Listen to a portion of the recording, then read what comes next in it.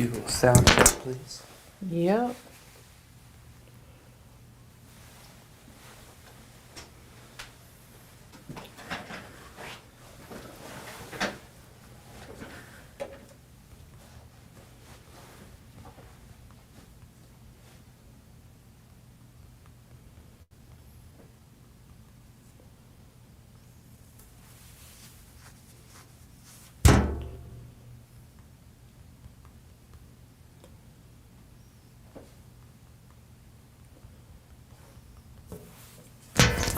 Hello.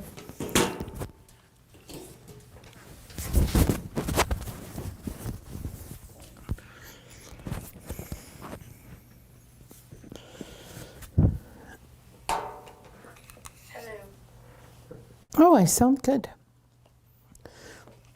This is an easy one. I don't have to do anything. Oh, do you need to share your screen? Yep.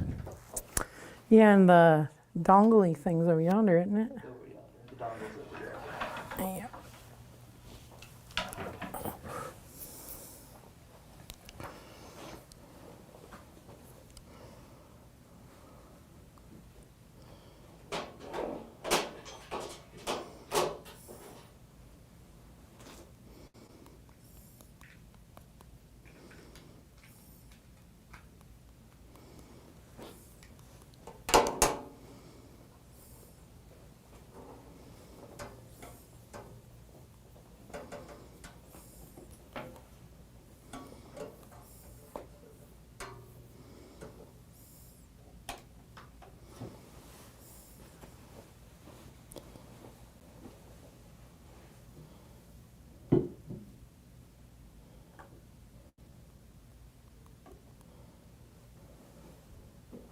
Please connect the dongle part. Yup.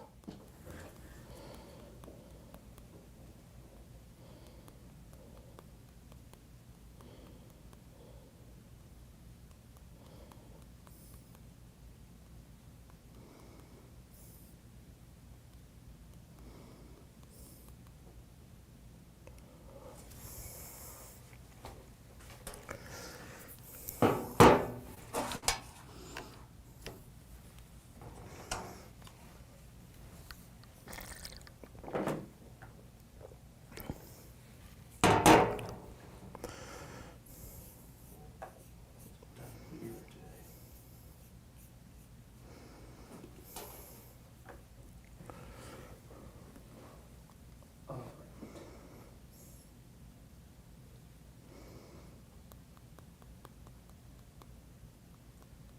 I'm ready when you are. Okay.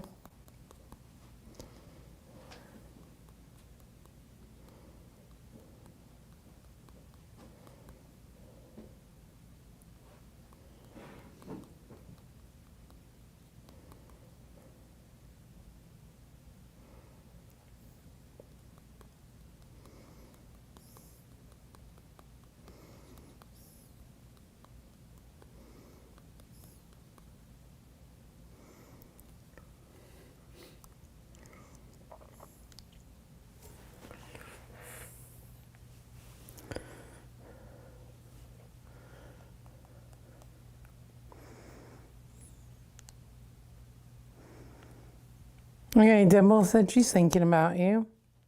Tell her thank you. And to let her know if you need anything. I said right now he just needs to go home. So we're going to get the workshop done and send him. I'm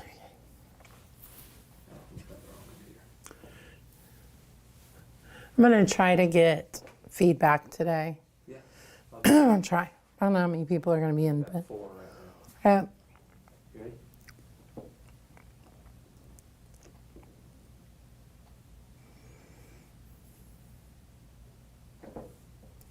hi, and welcome to Learn with Sawgrass, the Tuesday edition. I'm Rhonda, the Education Manager here at Sawgrass, and for 2025, we were with you live on YouTube every Tuesday at 3 p.m. Eastern, and then every Wednesday at 10 a.m. Eastern. We will not be with you tomorrow. It is New Year's Eve, and so today is our last workshop of the year. And then starting next week, as we enter 2026, we'll be joining you live every Wednesday at 2 p.m. Eastern. Don't worry, there'll still be a second workshop loading into our YouTube channel. It'll just be a recorded one. So trying a little something new. But we will be joining you every Wednesday at 2 p.m. Eastern right here on YouTube. If you don't catch us live, don't worry. You always can watch that recording after the fact. It is in that Learn with Sawgrass playlist. I do have Rhodes with me behind the scenes. He is going to be answering any of your questions in the chat. And I am going to be asking lots of questions today. So please make sure you are putting your answers in there. And hopefully this is one that's going to be very helpful for you. So today's is really cool because we're going to talk about our 2026 resolutions for your business, or kind of an idea of what you may want them to be. So let's go ahead and jump right in. So one of the things to start with is, let's talk about the struggles that often face personalized product businesses. So what most of you are doing, whether you're selling a lot or whether you're selling a little, you are still a business. And all of you are dealing in personalized products because you are using sublimation and then the VersaFlex decorating system. So personalization is really the key to what you do. And there are, I kind of went to the internet and I pulled together this list of what 5 of the biggest struggles are. Now, please in the chat put whether you believe this to be true. And then 2, which one of these you've struggled with, if you feel comfortable telling us. So the first is custom request. And this gets really big because, we do personalize, but people often come in and want something that's a variation of what you already have set up. And that's going to take extra time because you have to do the setup. It may be the product that's a little bit custom. It could just be what they're wanting done, but those custom orders do throw off your normal workflow. So that's a really big one. The other thing, and we talked about this heading into the holidays, is people who have late or rush orders, again, kind of bleeding into the time that you have set aside for other things, for family, for your own projects that you need to make for the holidays. So custom requests and those late requests are often a big struggle. The next is going to be time-consuming production. So those items that take longer or things that just take a while. So the time-consuming production, inconsistent traffic, meaning you have slow months, you have busy months. And so how do you kind of balance that and keep time available that needs to be available, and it be enough time but not too much time? And so inconsistent traffic to your business can be a hindrance and a struggle. Here is what I would say is probably the biggest one, is underpricing your time. And this is not just to our industry. This is any time you are doing anything that involves handcrafting, whether that is cake baking, whether that is floral, whether that is like sewing and those kind of things. No matter what it is really hard to price correctly and then get people to respect that. I see it a lot in the baking industry where people expect very elaborate things and don't expect to pay for them because they don't understand the time that it takes. So it's very easy to fall into this, to not fully appreciate what's going to be involved. We will have another pricing workshop that we're going to do in the next few months. So hopefully that will kind of shed a light again as well, but underpricing your time. And then finally, trying to carry too many products or buying too many blanks and then not being able to make the product. But any way you look at too many products, offering too many different products, so you're having to make changes constantly to how you're producing, to that of you bought too many blanks and you have a lot of those little pop sockets for the back of your cell phones. So too many products falls into a lot. Rhodes, do we have any comments? Just hello from Tom and Lori so far. Awesome. Well, please, if you have seen that these struggles exist, or if you've had any of these struggles, please put that in the chat. Now, there are 5 levers that help guarantee success.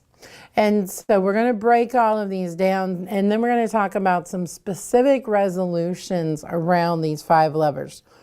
The first is traffic. So how many people are aware of your business, are coming in, whether you're selling in person, whether that's at a market or in a store, and then also on your website, on your social media, just traffic. How many people are actually seeing what you're doing? The next is going to be conversions. So that next step, not just people walking into your space or coming online into your virtual space, but actually then making a purchase. So the first one is about getting seen. The second one is about getting people who see you to actually buy from you. The next is going to be AOV, and we're going to use that a few times, but that's your average order value. So how much are people buying, or how much are people spending when they spend? It's great to sell those smaller items, but without those bigger items at that higher profit margin, often you're not really seeing the return if you're only selling a few small things. So how do you get people to bundle? How do you get people to buy multiple items from you? How do you get people to raise that average order value? The next is going to be repeat customers. So not just getting people in the door to see your things, not just getting people to buy from you, but to get them to buy from you over and over and over again and be those raving fans of yours, but also to be that repeat business. And then finally, efficiency. So the time it takes you to do what you need to do, the mistakes you make that are going to cause a loss of money, and then the speed at which you can do it. So the time for the overall process, the speed of actually producing, and then any mistakes that may slow you down in the middle.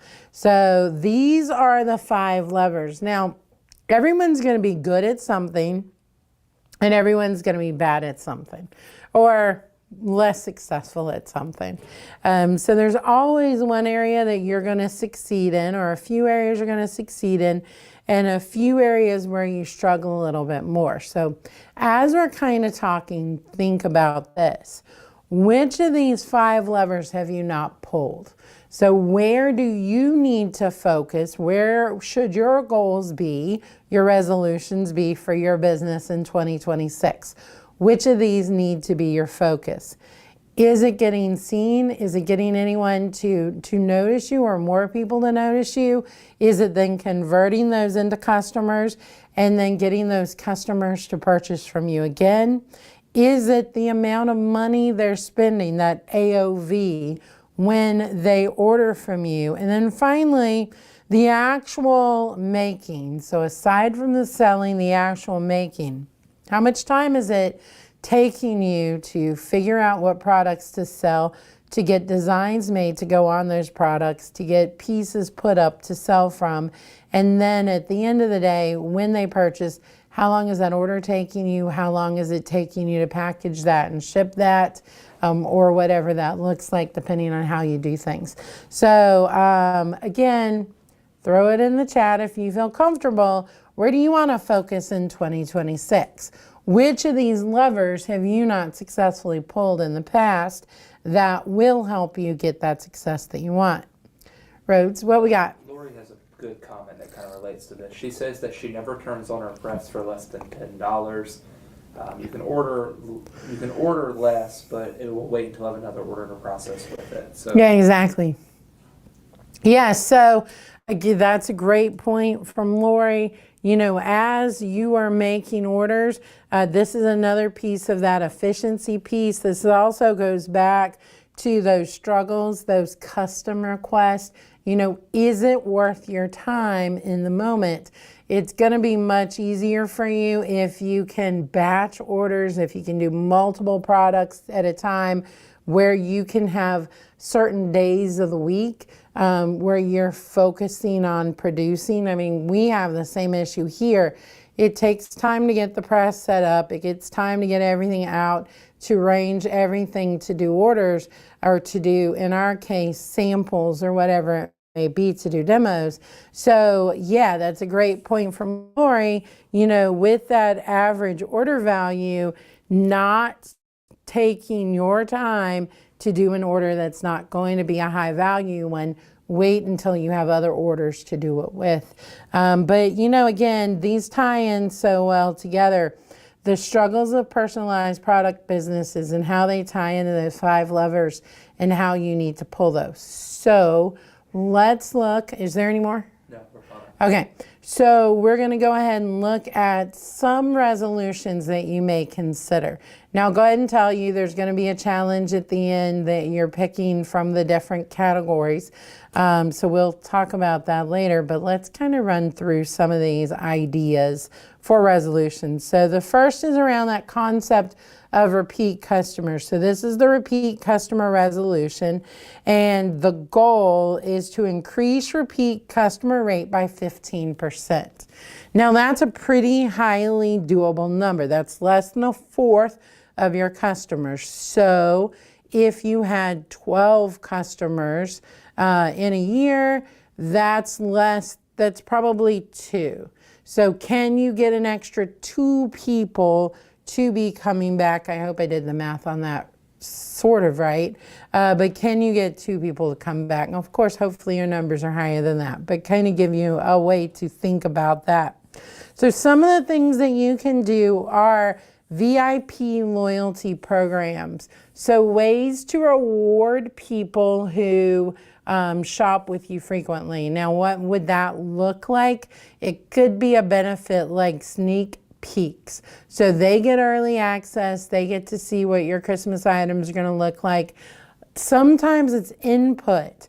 It's the ability to get an email or a newsletter, and we'll talk about emails later, but to get an email that says, hey, what themes do you want to see this year? People are going to be more likely to buy things that kind of fit into their want. And if they're a VIP and they have that loyalty program. Now, loyalty program could also be buy 3 items, get a 4th item for free. So you kind of have to figure that out, and you have to figure out, you know, how you're going to do it that's not going to cost you a lot of money. But what are those extras? Is it free gift wrapping? Is it something else? But people love to be part of a loyalty program, especially if all they have to give you is a phone number and an email to get into it. So loyalty programs are huge. Another is make sure an action item you can do for repeat customers is reorder reminders. So I know we've had people talk about this in the past, that they have, like, for each customer who's bought from them before, they know when they ordered or what they ordered. So if someone gets a baby shower gift, well, you're going to know roughly when the first birthday is for that baby, so you can send a reminder to order then. If someone's buying ornaments for Christmas, well, then every Christmas they should be getting a reminder that it's time to go ahead and get those Christmas ornaments ordered, and maybe here's a 25% off to help them do that. So reorder reminders are another action you can take to help increase your number of repeat customers. And then another is kind of what I already said, that new drop first access. So whether this is VIP or whether this is separate, just if you've bought from me before, I'm going to give you the courtesy of letting you see everything up front. And then, of course, if we're doing limited, they can get first shot at getting those limited items before they sell out. Now, I am huge into my SMART goals, making sure that your goals are going to be measurable, they're going to be attainable, they're going to be realistic, and they're going to be time sensitive. So the metric that ties to this particular one is you're looking at your repeat customer rate, and then you're looking at your return revenue percentage. So how many reorders are you getting? This is kind of how you measure success with this particular resolution. Another one is that AOV resolution. This is going to be increasing your average order value by 20%. And that's using things like bundles and gift add-ons. So what are the things that you can do to increase that sale? Bundles are going to be huge, and one of the things that you can easily do is, and this is a great action to take, is to have at least 3 gift bundles that you sell. So if you're doing a lot of VersaFlex, that could be a shirt, that could be a hat, and that could be a bandana. If we're talking about, homeware, that could be a blanket and a pillow. It could be mugs and coasters, skinny tumblers and coasters.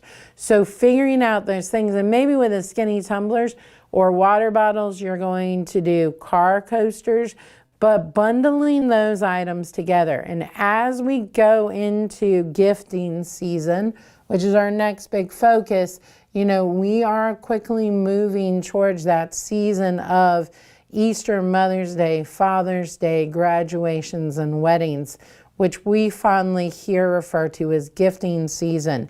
So start thinking now about those 3 gift bundles. I mentioned the hat and the shirt. Great gift bundle for dad. Always the drinkware for mom works well, or anything for the kitchen too. It could be a cutting board and a tea towel. There's so many different ways we can do this. You can add in a pot holder too. So theming those things, putting those gift bundles together, huge way to help increase that average value. And then the other thing is, there could be a discount involved. So if you're buying all 3, you're saving a percentage too. But still, by selling the 3, you're increasing that average order value. The next thing would be complete the gift add-ons. If you haven't seen it yet, with VersaFlex, I've done boxes, I've done bags, and of course, I have done plenty of ribbon. So any of those are things that you can add on to make anything you sell even more special. So being able to do that ribbon, I did a phenomenal ribbon earlier today. Really proud of myself. I made a bow for a wreath, and it turned out really well. But being able to just add those little custom touches of family names, of someone's name, of initials, of monograms, family logos or crest, adding those to the ribbon, a little extra work for you, but a little extra money too. So those are great add-ons too. Now the metric here is going to be looking at your AOV and then look at that add-on attach rate. Are they adding other things? Are they getting those bundles? How many of these gift bundles are you selling? These are huge metrics for you when you look at this. Rhodes, do we have any comments or questions? No, we are actually caught up on everything. Awesome. All right, the next is going to be our efficiency resolution. Reducing production time per order by 20%. I will go ahead and start selling this right now because to me, I am so excited about this. But in January, we are doing a live workshop where I'm going to try to make as many t-shirts as I can within the live. So within the hour, how many t-shirts can I make? And I've already started thinking about those things I can do. What can you do in advance? What do you need to do at the time? What can you do afterwards to keep the area organized and keep things going? So think of those things. What can you do more efficiently than you currently are? Some of those may be things like limiting font choices or drop downs, giving them the ability to personalize, but streamlining it as much as possible to cut down the order time, but also cut down your time in having to make changes for each specific customer. Another is using templates for proofs and customer messaging. This is something that's built right into the My Sawgrass design tool. We don't talk enough about it, so I'll make sure and show that, but in a later workshop. But the great thing here is you have something that they can see for a proof, that they can sign, where you can keep notes. That may not be the best system for you, but figuring out what that is. So how do you keep that straight? Again, cut down on mistakes, cut down on reprints because they wanted something slightly different and you didn't get the memo. And then finally, standardizing your packaging, having everything you need to do mugs, to do those things. I was laughing. Most of my Christmas gifts this year were either there were only 3 things. It was either a t-shirt, it was a tote bag, or it was a purse. So they all went into the same size box. They all got wrapped in the same paper. I just alternated, so it was a pretty stack when I was done. But it was the easiest I've ever had with wrapping because everything was exactly the same. So what do you need to do to standardize your packaging and have that flow set up to cut down on time? Yes. Megan is asking, would that be all with the same design? Do you factor in design time? Yeah, so you do factor in design time. And so there's 2 ways you look at this. So for each different design you create, you have the initial design time that gets factored in. Secondly, with personalization, anytime you're making changes, you're basically having to add on design time specific to that order.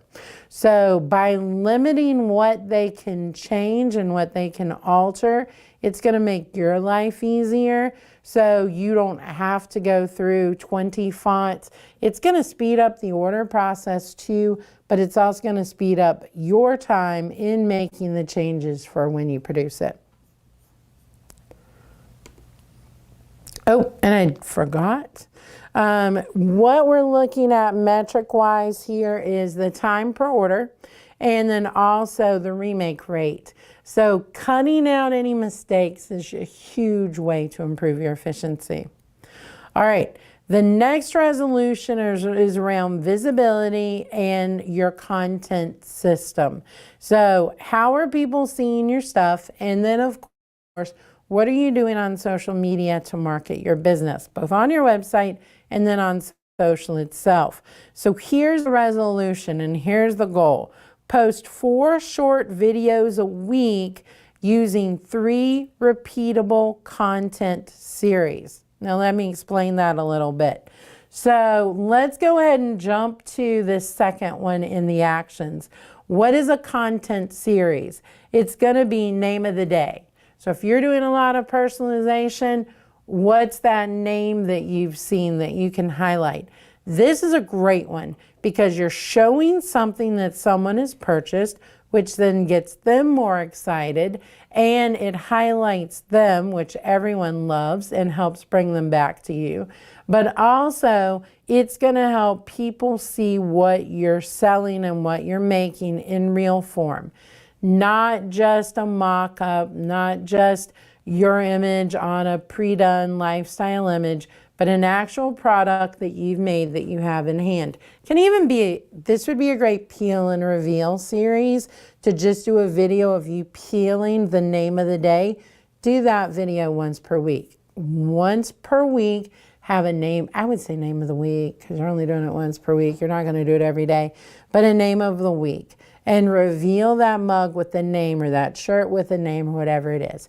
That's going to get excitement. People are going to tune in on Tuesdays to see if their product they bought from you is going to be featured. And it's just going to be a lot of fun. Another idea is just doing a video of you packaging your order. So putting everything in boxes. Again, that kind of like sneak peek, but not of packaging everything up. Then people know you're busy. Then people know how in demand you are. Then people know how reliable you are. So again, it's fun to watch, but it's also another way of getting you seen. And then finally, gift ideas in 15 seconds. Quickly running through something, showing all the different things for gifting season. Today or this week may be around graduation ideas that you're putting in your store. Next week may be around wedding gifts or bridesmaids gifts or whatever it may be. So those 5 ideas in 15 seconds is a catchy way to get people to tune in.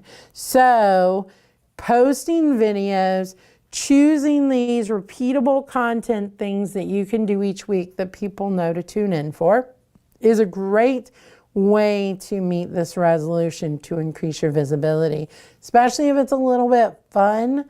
It's a little cool to watch. I know how many people I watch on Instagram that do resin, that do cakes and cookies. There's this lady I watch that makes cookie cakes and just chats about random stuff while she makes the cookie cake. But I will sit there and I will watch it every single week. So these are ways to get people tuning in, and then you know where you want to buy your cookie cake from. All right, and then with this, set aside one day. We've talked about setting aside time for production. We've talked about setting aside time for packaging. Well, set aside your video day. When are you going to do these? Do them all at one time, knock them out for the week instead of doing them separate. And then it's not a huge commitment, especially if it's something you kind of dread to start with. Get it all done at once. Now, what is our metric here? It's going to be a weekly post, making sure you're hitting your commitment of 4 videos per week. And then also monitoring how people are coming into your store. Who are you picking up off social? Is that number growing as you do more content, as you get more visibility? Any comments or questions, Reds? Lori has a comment. It goes back just a little bit, but Lori has Lori has people send her a proof with the invoice. They pay the invoice that is acknowledgement that all designs, including spelling, is approved. That way, if there's a mistake, I go back to the approval. Yep. Definitely. Just whatever the system is that works for you. So some way that you're sending a proof, that you're getting a sign off on it so that you know what you're making and you cut out those oopses. The next resolution is going to be around your email list. Now, I'm not going to push you on this one to grow your email list. I'm going to push you to actually send to your email list. And what you want to do is build your email list by 50% and make emails 20% of your revenue. So one action you can take is adding lead magnets. 10% off, free upgrade, buy one, get one. Things that are exclusive to people who click on your email to go to your site. And then to make sure that you're sending weekly emails, and then that you have at least 3 automations. Welcome emails, when something's left in a cart, when there's a reorder, thank you, or to reorder. All of these are automations that you can set in place, tie them to the action in your shopping, and then by doing that, that makes your life easier. And then send that weekly email as well. It's another way to get people to see. So I guess I did lie because I said we were going to talk about growth, but we are kind of talking about growth. So the metric is, how is your list growing? And then what is your revenue that comes straight from email? The next is going to be your profit margin resolution. increasing your profit margin by 7% without raising prices. Now, how do you do this? This is going to be by cutting costs other places. One of the actions you can take is auditing your shipping costs and your packaging sizes. It may be, if you're doing a lot of shipping, trying to figure out a more cost-effective way to ship. But then, of course, standardizing your packaging, looking at where you buy your packaging from. These are ways that you can quickly increase your profit margin. Repricing or removing low margin items. If it's not making you a lot of money, if it's costing you more in time than you're making, then that may be something you need to get rid of, or it may be something you need to rethink how you're doing that. You also want to add premium upgrades. What does that look like? Rush fees, gift packaging, personalization add-ons. Can I say ribbons again? So there's so many different things that you can add on here that are gonna help increase your margin. So what is our metric? It's your profit per order, and then it's also your margin percentage. Now, here is my challenge to you. I want you to pick 3 resolutions for this year for your business. One around growth. That's going to be one of those resolutions, or one of your own, around traffic, conversion, content, and email. It's going to be one revenue resolution, whether that's the average order value, or your profit, or your repeat customers, or repeat business, I guess. And then one is going to be an efficiency resolution around time, around errors, around your systems, and improving those. So if you pick 3 of these are going to help trigger those levers, hopefully the levers that you haven't triggered previously. They're going to help you with success. So start thinking about this, and start thinking about what you want your resolutions to be. You still got a whole day to think about as you're going to try to grow your business in 2026. And then finally, well, there's actually 2. So first, take that one flagship focus, that one area that you want to improve, whether it's efficiency, whether it's that average order value, whether it's the visibility, whatever it is, pick one of those, and then we're going to do a 90-day sprint. So you're going to pick it. Everything else is just maintenance for that first quarter. So between now and March, what are you going to focus on? The first week, you're going to pick your resolution and you're going to set your metrics, and you are going to start there. The next week, that's when we're going to start whatever it is, whether it's the content series, whether it's the bundles or the add-ons, figuring out what you need to do and actually putting it or building it in week 2, so that in week 3, we are publishing it, we are promoting it, and then now we can track it for the rest of those 90 days. So start thinking about that big, hairy, audacious goal for the first quarter. Build that resolution, create what you need to create, and then publish it, and then sit back and maintain it and watch it. But this is your 90-day sprint goal, or your 90-day sprint challenge to get started in 2026. And then finally, there are 5 things that you should be tracking. So you should be tracking your revenue, you should be tracking your profit per order, your average order value, your conversion rate, and then your repeat customer rate. So if you're focusing on this and you are growing in these areas, then you're pulling all those levers for success. Rhodes, do we have any other questions or comments? Knocked out the questions. Awesome. Okay, so that's it. That is my look at how I think you should be thinking this week about resolutions. If you need to see it again, Those are those 5 levers for success that I think are so very important, and the things that you really should be looking at as you grow your business in 2026, and hopefully as we help you grow your business. Now, as we said, this is our last workshop for 2025. We do thank you for joining us. They've been so much fun this year, and it's been so much fun to grow with them and with you. So hopefully we can continue to do that in 2026. Also, we did release a new podcast yesterday. If you did not hear last week's, please go back and get some holiday out of that. We did sit down with a lot of members of our team here at Sawgrass to talk about their favorite holiday traditions and holiday memories. This week, we took a look back at what we've accomplished at Sawgrass this year. And man, it was a lot. So we sat down with a lot of members of our team. Please take a listen to that, and please take a listen to what we have in store for 2026, what we hope will happen, and then kind of a little bit of a sneak peek of what we're working on. So that is our Ink Differently podcast. It is available on Spotify, Amazon Music, and Apple Music. And this was actually the last episode of season 2.